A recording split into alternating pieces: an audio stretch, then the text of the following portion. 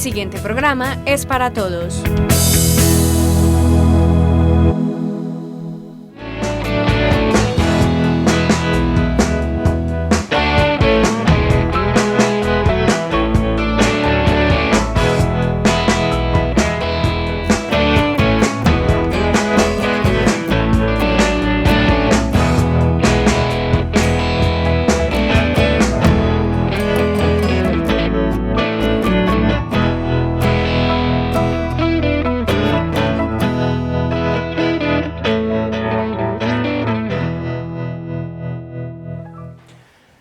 Televidentes de Tinteando con la Firma, buenas noches. Nuestro tinto de hoy, que es de Otto Café, Encanto de Manos Campesinas, no lo vamos a tomar con el historiador Gustavo Zapata Restrepo, con quien vamos a tocar el tema de la violencia bipartidista en Colombia en el siglo XX. Gustavo, buenas noches y bienvenido a Tinteando con la Firma. Juan Carlos, buenas noches y buenas noches a la teleaudiencia de Aupan Televisión.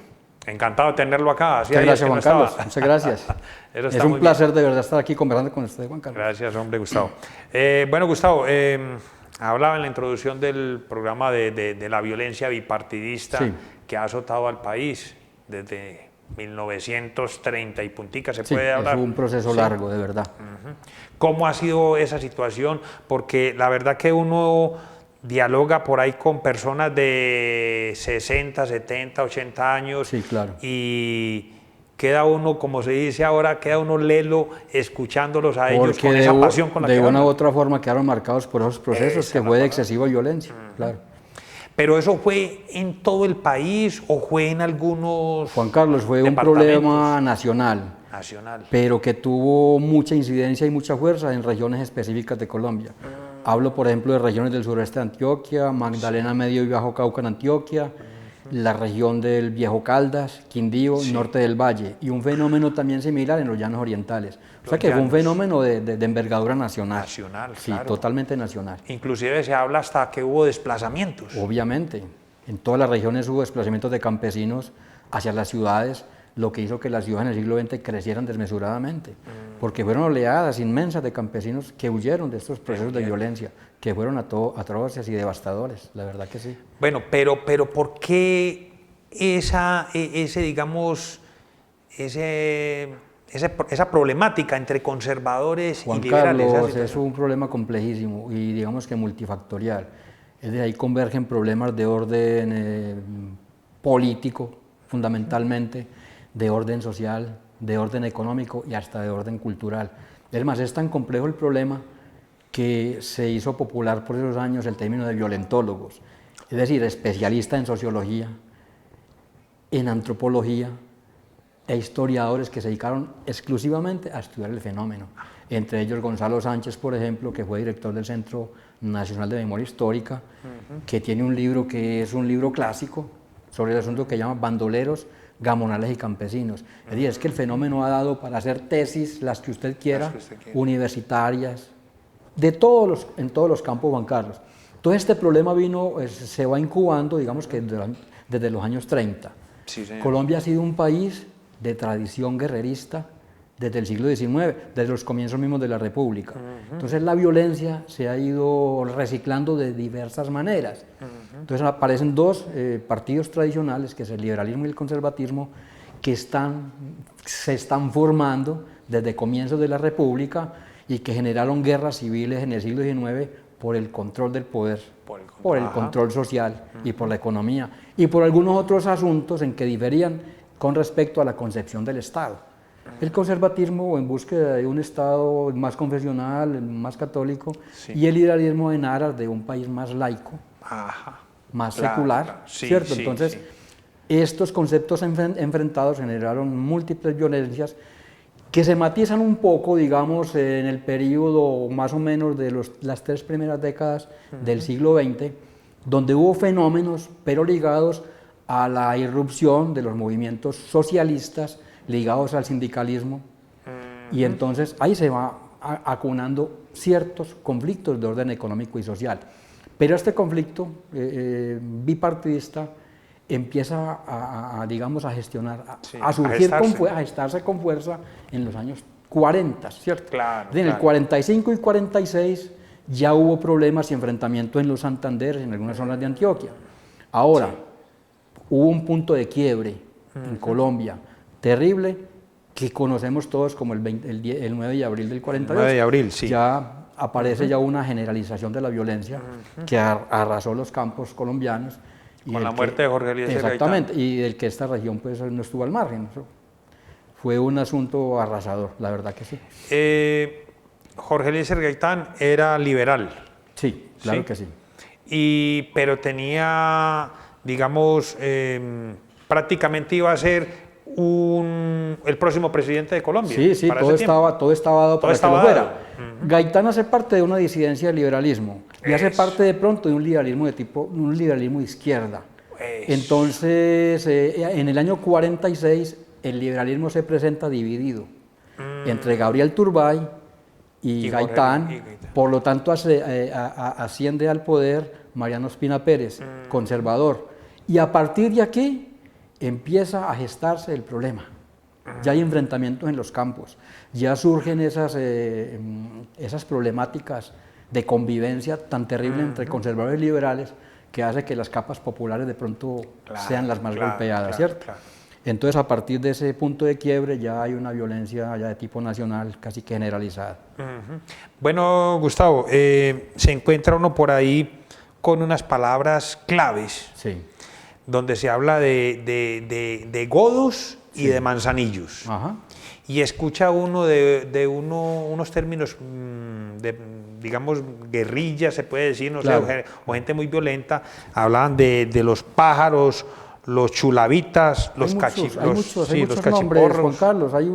Se podía construir un diccionario total con respecto a este fenómeno. Sí, son godos, conservadores, cachiporros, manzanillos, una cantidad de nombres, digamos que peyorativos, con que se conocía de pronto al contrario al opuesto político, ¿cierto? O sea, sí, eso era peyorativo. Exactamente, sí eran peyorativos, obviamente, claro. Una manera de descalificar al contradictor era dándole este tipo de calificativos. Bueno, Gustavo, para que pongamos en contexto un poco a los televidentes, ¿cómo era esa situación? ¿Cómo se vivía digamos, aquí en el suroeste? Sí. Esa relación entre conservadores y liberales. Sí. ¿Cómo era común ver un día normal de este tipo de personas? Pues hombre, Juan Carlos, hubo momentos de tolerancia que se fueron minando, y vamos a hablar de un personaje específicamente. A partir es decir, el conservatismo toma el poder en el 46, ¿cierto? Con Mariano Ospina Pérez, sí, con una búsqueda de unión nacional, ¿cierto? El hombre trató de unir pues, los dos partidos tradicionales, pero eso no fue posible, ¿cierto? Ajá.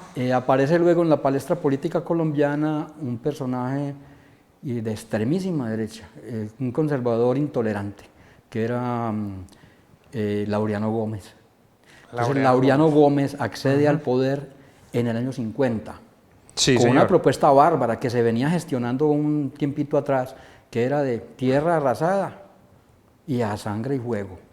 Había que conservatizar el país como fuera. Entonces tomó políticas de la falange española y trajo esas políticas de extrema derecha, y hubo una intolerancia política que exacerbó los ánimos políticos de los conservadores hacia los liberales, porque al opuesto no se le escuchaba. Al opuesto se le extermina. Había que arrasarlo. Total. Y estoy siendo fiel a lo que ocurrió políticamente. Yo no estoy inventando nada. Sí, señor. Entonces, el periodo laureano que va del 50 hasta que renuncia en el 53, sí, señor, hay la violencia arrecia en los campos colombianos de una manera atroz. ¿Quiénes sufren este tipo de violencia? Las capas bajas de la población, los campesinos, ¿cierto? Ajá. Entonces ocurre, Juan Carlos, que los liberales no aceptaron cruzarse de brazos. Entonces se organizaron. Sí, señor. Se organizaron. Esa es una primera fase. Sí, señor. Ya luego esas luchas van degenerando, ¿cierto? Entonces aparece una primera fase de esa violencia, que es los campesinos se organizan en guerrillas liberales y se van a defender casi que la vida, ¿cierto? Sí. Pero llevaban un liderazgo muy importante de esos jefes guerrilleros, que tenían una mentalidad política, definitivamente. Entonces aparecen, por ejemplo, las guerrillas de los llanos, lideradas por unos estrategas militares importantísimos, que son Dumar Aljuler y Guadalupe Salcedo. y que Guadalupe convocaron miles de llaneros que se defendieron y que terminaron luego confrontando al Estado mismo Pero, y perdón. proponiendo una cantidad de reformas de orden social y agrario. O sea que las guerrillas de los llanos no se quedaron en la mera autodefensa, sino que estaban proponiendo lo que llama la ley del llano. Bueno, Gustavo, usted me habla de unas guerrillas liberales y me habla de unos militares. ¿Cómo es eso? Sí, Juan Carlos. Esas guerrillas liberales estuvieron acaudilladas por personajes que eran estrategas militares importantes. Pero perdón, Gustavo, Sí. o sea, ¿eran militares del ejército no de carrera, colombiano? Juan Carlos, no. Ah, no. ya, Ellos ya. ascendían porque el pueblo mismo les iba dando ese carácter. Ah, Y perfecto. incluso muchos de ellos tomaban el título de capitán. Pues no porque tuvieron ese ascenso en el ejército, porque Claro. eran ejércitos no regulares. Sí, sí, Claro, ya entendí. incluso el Estado los combatía, obviamente. Claro, Totalmente, claro, claro, combatidos claro, por el Estado, Por el con Estado, toda la sí. fuerza de las armas del Estado. perfecto. Pero adquirían el grado de capitán. Ese estatus entre ellos, pues. Sí, era el capitán Franco, por ejemplo, en el sureste de Antioquia, o el capitán Guadalupe Salcedo. Ya. Incluso ellos creaban sus gradaciones militares. Había Claro. el sargento fulano, el cabo tal, ¿cierto? Sí. Pero, digamos, eran células que no eran de un todo, sino que cada uno tenía su manejo. Eran cuadrillas. Cuadrillas, Eran eso. cuadrillas, Juan Carlos. O sea, Ellos- los llanos no tenían que ver los nada con llanos los de tuvo- Antioquia. no, nada que ver. Eso. Nada que ver porque incluso se habla de violencias múltiples, Juan Carlos, y de formas distintas, porque cada violencia difiere según la región y según las geografías y las economías, ¿cierto? Y las economías. Entonces las guerrillas del sureste de Antioquia, capitaneadas por el capitán Juan de Jesús Franco Yepes, que hablamos de él ahorita, Sí, señor. difieren de las guerrillas del llano. Las guerrillas del llano incluso tuvieron lo que se llamó la primera y segunda ley del llano. Tuvieron incluso abogados e intelectuales en esos procesos y unos hombres de unas estrategias militares pues naturales en ellos. Claro. Que se unió también a la bravura y la valentía del llanero, ¿cierto? Ajá. Entonces las guerrillas del llano se expandieron y tuvieron una fuerza inusitada, Sí, señor. con la que el gobierno tuvo que negociar, obviamente. Sí. Había que negociar con ellos porque se determinó que eran muy difíciles combatirlos por las difícil, armas. claro. Así es. De eso hablamos ahorita. Perfecto. Bueno, Gustavo, usted ha mencionado un par de veces al capitán Franco. Sí, claro. Y hablábamos fuera de cámaras que eran Dino. Sí, Cuéntenos cómo no. un poco de eso, porque los televidentes Sí. desconocemos de eso. El capitán Franco hace parte de esa primera fase de la violencia, la que surge como reacción a la persecución del conservatismo o de ese conservatismo extremo, ¿no? Sí. Entonces el capitán Franco, voy a hacer una corta biografía. Sí, El señor. capitán Franco nace en Andes en 1905. Emigra con su familia a Santuario Risaralda cuando tenía 10 años de edad. Allá estudia su primaria, interrumpe sus estudios y se enrola al ejército, o sea que fue militar, Ya. donde logra el grado creo que de sargento. Renuncia al ejército y luego hace parte de la policía en Antioquia. En Antioquia. Como policía conoció profundamente la región de Pavón, en Urrao, porque la policía tenía que ir a perseguir la fabricación del aguardiente Del ilegal, aguardiente, de la claro, tapetusa que llamamos, claro, ¿cierto? claro. Entonces el capitán Franco conoce esa región porque llega, conoce a los campesinos de Pavón y toma tapetusa con ellos parejo, ¿cierto? No me digas, o sea sí. que no cumplió con su tarea. Sí, señor. No cumplió con su tarea y hizo muy buenas amistades en esa región. El capitán Franco luego se hace obrero, creo que de la Luker en Medellín, y un militante del liberalismo. Él lo cuenta en un texto autobiográfico que le envía luego al general Pío V Rengifo los motivos por los cuales se alza en armas. Él hacía parte del directorio liberal de Antioquia y en una reunión que hubo en la sede del directorio por el año 49 fueron atacados. Entonces detuvieron a los liberales, destruyeron la sede y a Juan de Jesús Franco Yepes sale muy herido y muy resentido. Entonces saca la conclusión, nos vamos a cruzar de brazos o luchamos. Y como este hombre era un bravo, Claro. un bravo. Entonces recuerda que la región de Pavón es una región propicia, sobre todo geopolíticamente propicia, porque es una zona que conecta suroeste de Antioquia, Chocó y occidente antioqueño.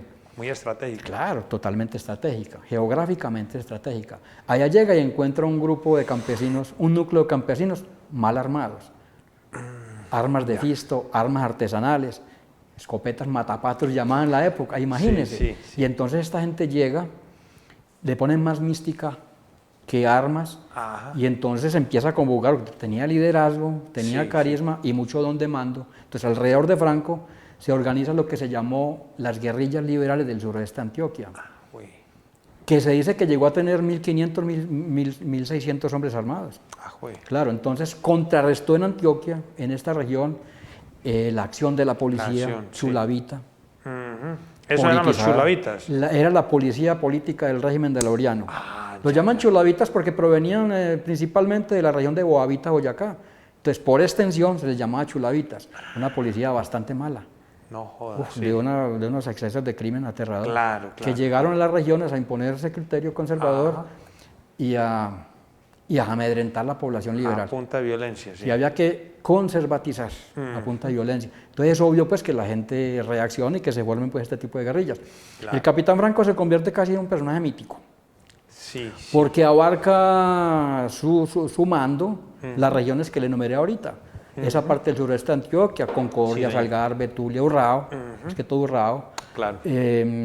parte del Chocó y occidente de Antioquia, desde el comando de Pavón, Ya, ya. como ya. mayor Franco o capitán Franco. O capitán Entonces se convierte en todo un mito en Urrao. Claro. Todo un mito, que tenía el don de la ubicuidad, que se convertía en todo y arremetía contra la policía, que se convertía en mata de plátanos. Entonces se vuelven me personajes diga. míticos, Míticos. en la mentalidad popular. Claro, claro.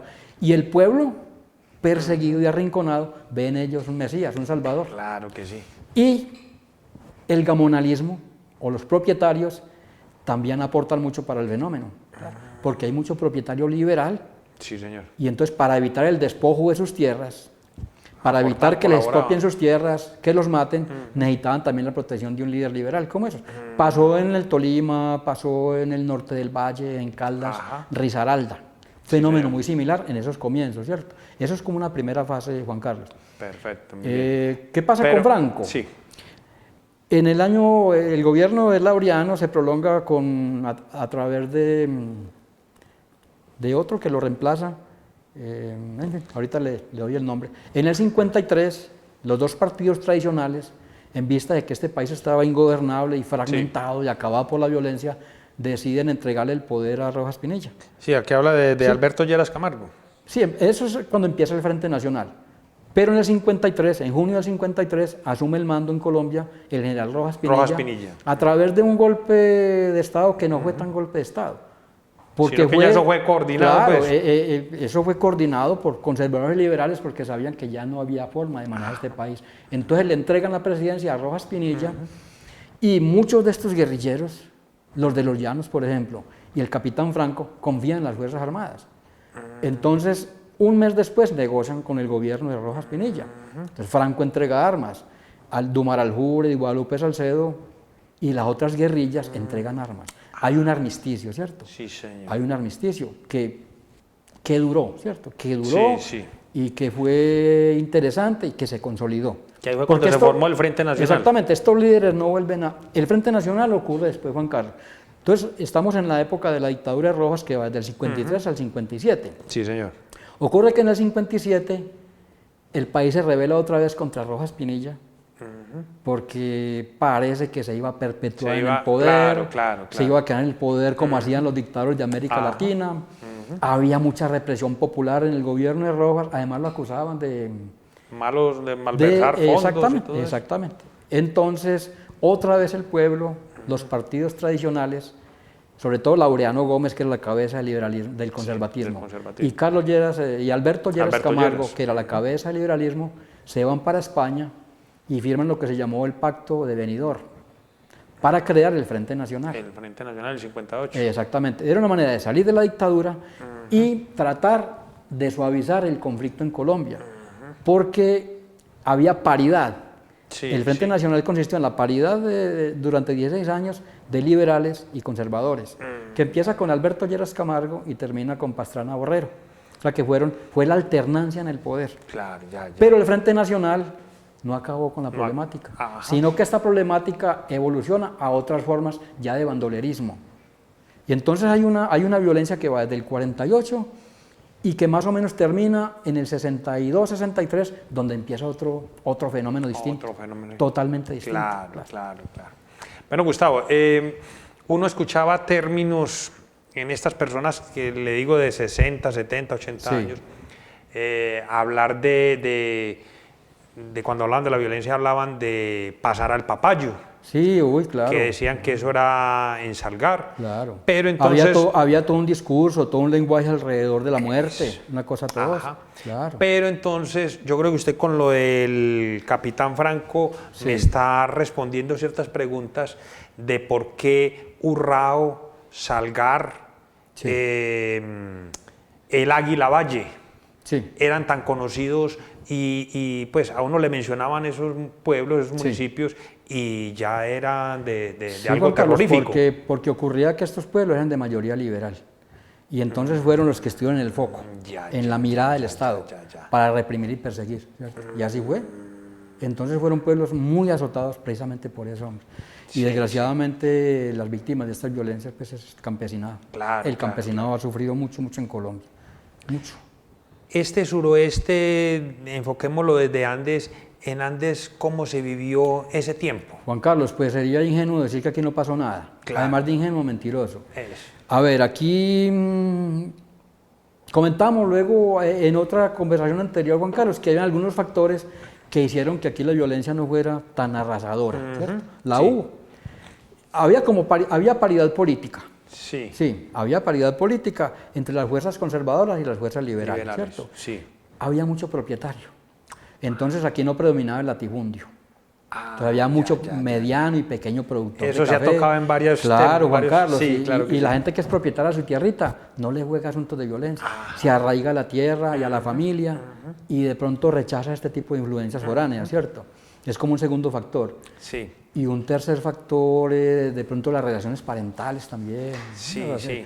Mucho, yo como conservador tengo mucho pariente liberal y viceversa, ¿cierto? Pero se Algo- hablaba de, inclusive, por ejemplo, que este señor que era conservador no le alquilaba una casa a un liberal.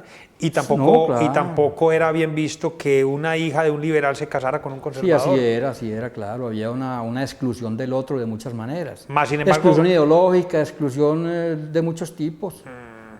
Pero Psicológica. se hubo que ir aceptando porque estas relaciones, esas personas se tenían que obviamente. convivir. Sí, claro, obviamente, claro. Y entonces en Andes hubo disturbios el 9 de abril. Sí.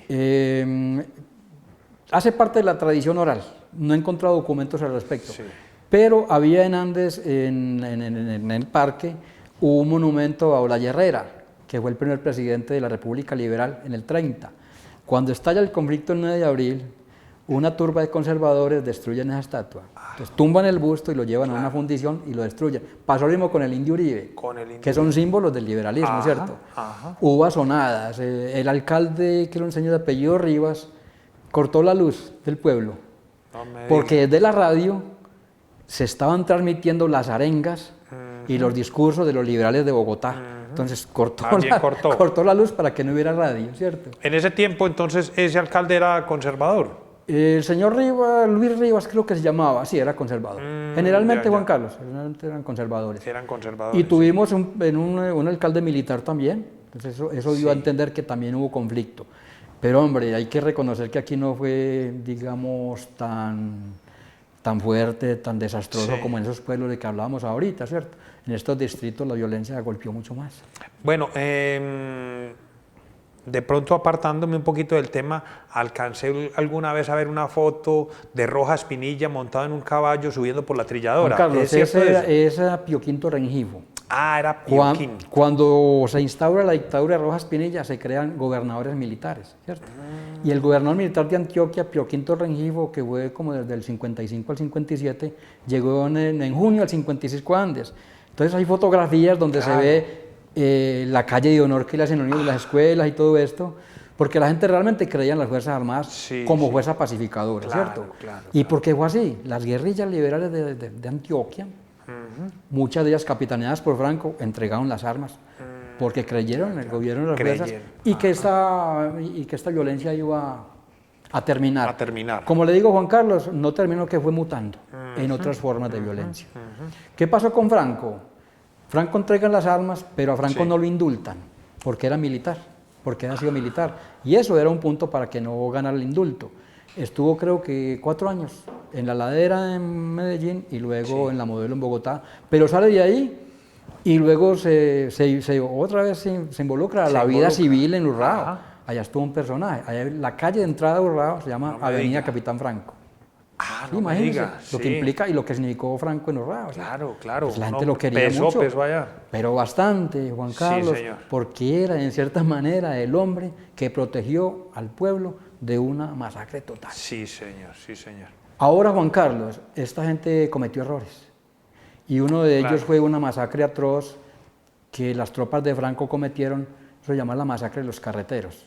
La fecha exacta no la recuerdo, pero creo que fue por allá a mediados del 50. Claro, sí. Yo escuché Sí, hablar claro, de esas a don Darío claro. Toro, hablando de los carreteros, claro. Eran 16, 17 obreros a los que masacraron criminal y cobardemente y eso la gente no le perdonó. Sí, Y en perdón. ese caso, ese tipo de lucha va perdiendo legitimidad cuando cae en ese tipo de actos salvajes. Los carreteros eran personas que estaban haciendo... Trabajadores de obras públicas, hombre. Eso es, sí. Hombre, sencillos obreros de obras públicas, víctimas pues de una masacre esta tan atroz. Esto hizo también que la imagen de Franco decayera mucho y que fuera también precipitando Su salida. su salida. Claro, claro. Pero el hombre termina muriendo... Él termina, pues se mete ya en la vida civil y en el año 59 había, creo que en el departamento de Córdoba, unas bandas residuales de bandoleros y a él lo comisiona el gobierno para que vaya a negociar con ellas y allá lo machetean y lo matan. Él muere así trágicamente también Sí, sí. en el 59. Ave María. Un hombre que se movió en ámbito de violencia, pues la Claro, muerte, claro, pues claro. no es raro que murieran así. Sí, señor, sí. Sí. Con la vara que mía serás medido. Sí, Juan Carlos, definitivamente. A ver, Gustavo, digamos de una manera a grosso modo, Sí. podemos hablar de la parte de la iglesia, la parte eclesial. Juan Carlos, claro ¿Cómo que sí. funcionó ahí en Pues esa mire, Juan violencia? Carlos, la iglesia históricamente ha estado al lado del conservatismo. Ha sido una aliada fundamental del conservatismo. Pues por muchas razones. Ha habido puntos ideológicos en común. Y fue un aliado, sobre todo el gobierno laurianista y ese Sí. gobierno conservador, contra el liberalismo. Contra el liberalismo. Entonces, desde el púlpito se asusó la violencia fuertemente. Hubo mentalidades de sacerdotes ultraconservadores que generaron mucha violencia. Claro, claro. Entre ellos estaba Monseñor Miguel Ángel Willes, obispo de Santa Rosa. Sí. Las pastorales de Willes eran violentísimas, donde no solamente autorizaba, sino que incitaba a matar liberales. Así de simple y así de atroz fue la violencia que vivimos. Tremendo. Y en los pueblos, desde el púlpito, muchos sacerdotes asusaban la violencia. Claro, Y claro. no, y en claro, la mentalidad y en los viejos que recuerdan eso hay nombres Ajá. que no es del caso Claro, claro, claro. repetir acá, pero sí sacerdotes de ingratísima recordación. Sí. La verdad que sí. Y- También los hubo liberales, Juan Carlos. A eso iba, Sí, claro. sí, también hubo sacerdotes que se aliaron con el liberalismo y que de alguna manera fueron parte del conflicto. Así es. Uno de ellos muy importante es Fidel Blandón. Escribió un libro que se llama Lo que el cielo no perdona, que es un clásico para entender la violencia en Antioquia. Un cura bien interesante. Sí, sí. Pero ese cura tenía tendencias más liberales o más conciliador, ¿cierto? Porque el libro es interesantísimo. Ese libro es muy interesante. Es escrito por un hombre conciliador, Por Dios. pero que cuestiona mucho, Sí, cuestiona señor. mucho como sacerdote el manejo político de la iglesia, Claro, que la iglesia le dio al conflicto. Bueno, Gustavo, ya se nos va a acabar Qué el lástima, tiempo, hombre. qué tristeza. Nos queda faltando mucho porque nos queda faltando de las bandas de los bandoleros posteriores. es. Entonces aparece Sangre Negra, Chispas, Pedro Brincos, Capitán Venganza, una cosa y otra. Una cantidad de mitos Se que sobre ellos. atomizaron esas guerrillas y estos líderes se volvieron bandoleros, o sea, directores de bandas. Claro, De claro, bandas. claro, claro, claro. Que ya se dedicaron ya incluso a extorsionar al campesino también. Imagínese. Imagínese, al Que caído primero caer. eran defensores Como se dice y popularmente, ya al caído caer. caer. Entonces esta gente cae en el bandolerismo. Ya no hay un concepto político de la lucha. Ya es el lucro personal, el atraco, Claro, claro, el abigeato, claro, el robo claro, claro. y la extorsión al campesino y al gamonal y al Imagínese. propietario. Entonces el mismo pueblo va reaccionando y estos bandoleros se van arrinconando Claro. y los exterminan. Claro. Y así muere Chispas, y así muere Pedro Brincos, y Mariachi, Venganza, Desquite, etcétera. Sí, señor. Y de Tremendo. desquite Juan Carlos, que tipificó esa otra fase de la violencia, Gonzalo Arango, nuestro paisano, escribió una cosa hermosísima, la elegía de desquite, que en Claro. cierta manera refleja lo que han sido las violencias en Colombia. Entonces, si me permite, Juan Carlos, puedo Terminemos. ¿Lo leemos completo? Sí, terminemos el programa con la Hombre, lectura de ese... Digamos que es tan interesante el texto que lo voy a leer completo. Perfecto, Con muy la, bien. con la venia. Con la venia de los oyentes, que no vayamos Claro que a extendernos mucho. Se llama Ah, está Elegía de Desquite. Sí, nada más que una rosa, pero de sangre, y bien roja como a él le gustaba. Roja, liberal y asesina. Porque él era un malhechor, un poeta de la muerte. Hacía del crimen una de las bellas artes. Mataba, se desquitaba. Lo mataron, se llamaba desquite. De tanto huir había olvidado su verdadero nombre, o de tanto matar había terminado por odiarlo. Lo mataron porque era un bandido y tenía que morir. Merecía morir sin duda, pero no más que los bandidos del poder. Al ver en los diarios su cadáver acribillado, uno descubría en su rostro cierta decencia, una autenticidad, la del perfecto bandido, flaco, nervioso, alucinado, un místico del terror. O sea, la dignidad de un bandolero que no quería ser sino eso, bandolero. Pero lo era con toda el alma, con toda la ferocidad de su alma enigmática, de su satanismo devastador. Con un ideal, esa fuerza tenebrosa invertida en el crimen se habría podido encarnar en un líder al estilo Bolívar, Zapata o Fidel Castro. Sin ningún ideal, no pudo ser sino un asesino que mataba por matar. Pero este bandido tenía cara de no serlo. Quiero decir, había un hálito de pulcritud en su cadáver, de limpieza. No dudo que tal vez bajo otro cielo, que no fuera el siniestro cielo de su patria, este bandolero habría podido ser un misionero o un auténtico revolucionario. Siempre me pareció trágico el destino de ciertos hombres que equivocaron su camino, que perdieron la posibilidad de dirigir la historia o su propio destino. Desquite era uno de esos. Era uno de los colombianos que más valía, 160.000 pesos. Otros no se venden tan caro, se entregan por un voto. Desquite no se vendió. Lo que valía lo pagaron después de muerto al delator. Esa fiera no cabía en ninguna jaula. Su odio era irracional, ateo, fiero, y como una fiera tenía que morir acorralado. Aún después de muerto, los soldados temieron acercársele por miedo a su fantasma. Su leyenda roja lo había hecho temible e invencible. No me interesa la versión que de este hombre dieron los comandos militares. Lo que me interesa de él es la imagen que hay detrás del espejo, la que yacía oculta en el fondo oscuro y enigmático de su biología. ¿Quién era en verdad? Su filosofía, por llamarla así, eran la violencia y la muerte. Me habría gustado preguntarle en qué escuela se la enseñaron. Él habría dicho: yo no tuve escuela, la aprendí en la violencia, a los 17 años. Allá hice mis primeras letras, mejor dicho, mis primeras armas. Con razón, se había hecho guerrillero siendo casi un niño, no para matar, sino para que no lo mataran, para defender el derecho a vivir, que en su tiempo era la única causa que quedaba por defender en Colombia, la vida. En adelante este hombre, o mejor, este niño, no tendría más ley que el asesinato.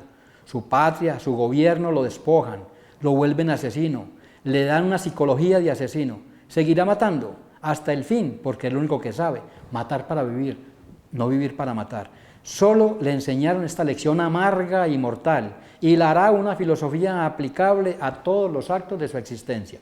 El terror ha devenido su naturaleza, y todos sabemos que no es fácil luchar contra el destino.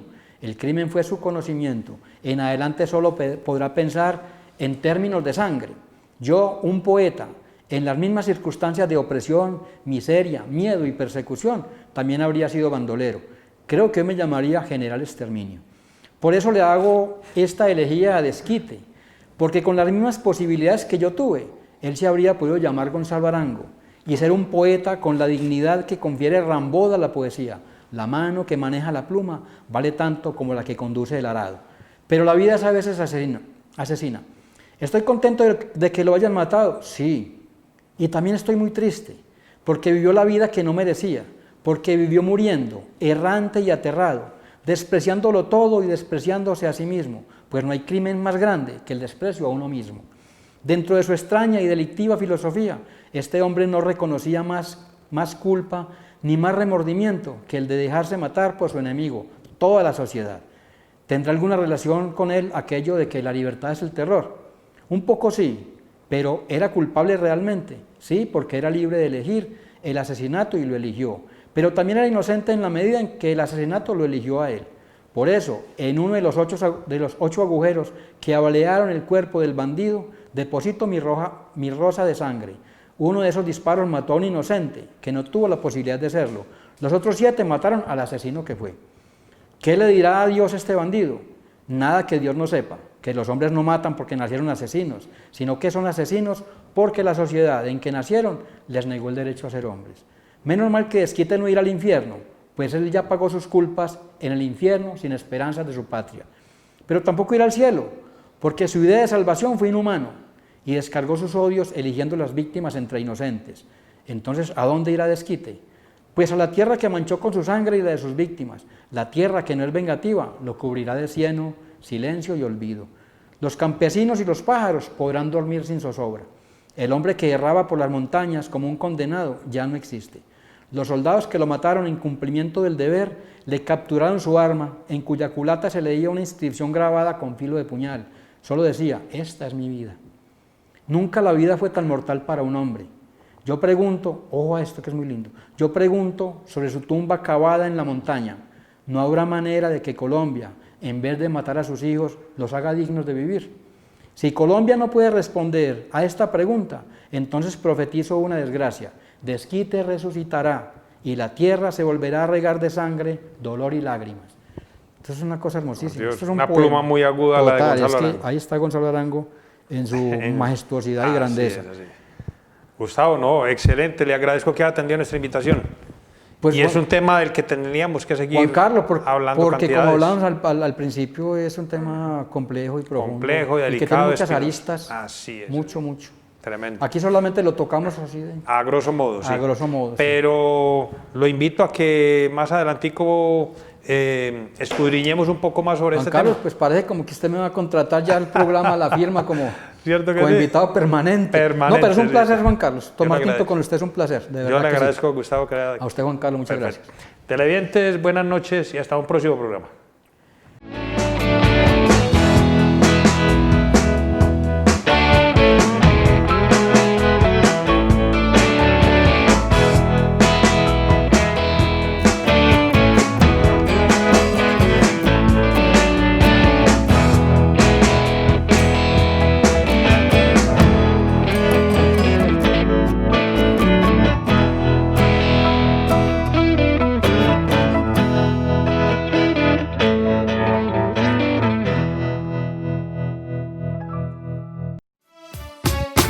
AUPAN, la televisión de los andinos.